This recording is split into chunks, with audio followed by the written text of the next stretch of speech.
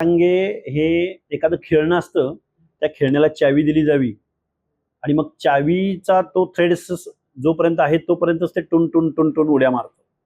पण ज्यावेळी ते चावीचं थ्रेड संपतात त्यावेळी ते शांत बसतं. त्यामुळे कोणाच्या तरी चावीवर चालणारे जरांगे त्यांच्याकडून काय अपेक्षा आहेत? पण एक दुर्दैव हे आहे की 2 सप्टेंबरचे जे.आर. अन्वये ओबीसीच्या अनाथ माती कलवण्याचं महापाप मात्र जरांगेंनी केलंय आणि त्यामध्ये ते यशस्वी झालेत. हे खेदानं दुःखानं नमूद करावंसं वाटतं. चावी कोण फिरवतं? चावी भरपूर लोक आहेत. चावी फिरवणारे आता जसा काळ जाईल तसे वेगवेगळे बदलत आहेत. अगोदर कोणतरी होतं, आता कोणतरी आहेत, अजून पुढे कोणतरी असणार आहेत. त्यामुळे जरांगे हा रंग बदलणारा सरडा बरा, पण जरांगे नको अशी परिस्थिती आहे. कारण जरांगेचे गॉडफादर दिवसेंदिवस बदलत आहेत हे महाराष्ट्राला कळून चुकलेलं आहे. जरांगेंना सल्ला, ओबीसीच्या अनात तुम्ही माती कालवलेली आहे आणि तुम्हाला महाराष्ट्राच्या मुख्यमंत्र्याला सत्तेतून फेकून दिलं पाहिजे असं तुम्हाला वाटतं. पण महाराष्ट्रामध्ये अर्धी लोकसंख्या आमची आहे हे पण लक्षात असू द्या आणि तुम्ही मतदान मागायला कोणाकोणाच्या दारात जाणार आहात त्याची आम्ही वाट पाहतोय. नाही, हे थांबायची भाषा नाही. जोपर्यंत बेकायदा मागणी केली जाते, जोपर्यंत पुढच्या माणसाचा जोपर्यंत रिस्पेक्ट केला जात नाही, अर्वाच्य भाषेमध्ये जर कोण बोलत असेल तर त्याला कधी कधी कठोरपणे त्याच भाषेमध्ये उत्तर द्यावं लागतं ना. मग माझं काय म्हणणं आहे, एकही आम्ही वाईट शब्द बोलणार नाही, एकही आम्ही कठोर शब्द बोलणार नाही. आम्ही संविधानिक भाषेमध्ये आम्ही बोलायला तयार आहोत.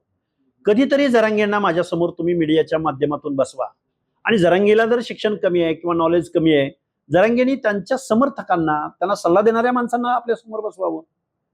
याच्यावर कधीतरी चर्चा होऊ द्या ना. मराठा समाजाला ओबीसी मधूनच आरक्षण मिळालं पाहिजे, मागणी एकदम छान आहे.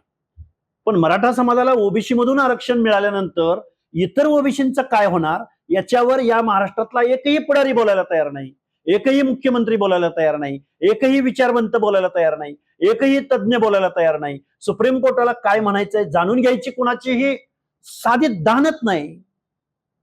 मग आमच्याकडून संविधानिक भाषेची अपेक्षा करणं कितपत योग्य वाटतंय सांगा ना.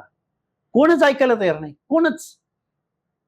चर्चा करण्यासाठी तुम्ही पुढाकार घ्यावा. आम्ही तयार आहोत. मनोज जरांगेंना बोलायला जमत नसेल, संविधानिक भाषेचा तुम्ही इथं उल्लेख केला म्हणून मी सांगतो, जरांगेची तेवढी अवकातच नाही की संविधानिक प्रश्नावरती बोलायला. जरांगेंनी त्यांच्या सल्लागारांना कधीतरी आमच्या समोर बसवावं. महाराष्ट्रातल्या छोट्या छोट्या छोट्या छोट्या मायक्रो ओबीसी असो, मेजर ओबीसी असो, सामाजिक दुजाभाव पिढ्यानपिढ्या सहन केलेला ओबीसी असो, या ओबीसींचं काय होणार? ते मराठा समाजाच्या स्पर्धेत टिकणार का? काही दिवसांनी ओबीसी हा प्रवर्ग नामशेष होणार? याचं उत्तर जर आम्हाला कोण देणार असेल, याच्यावर कोण चर्चा करायला बसणार असेल तर लक्ष्मण हाके निश्चित या चर्चेसाठी तयार आहे.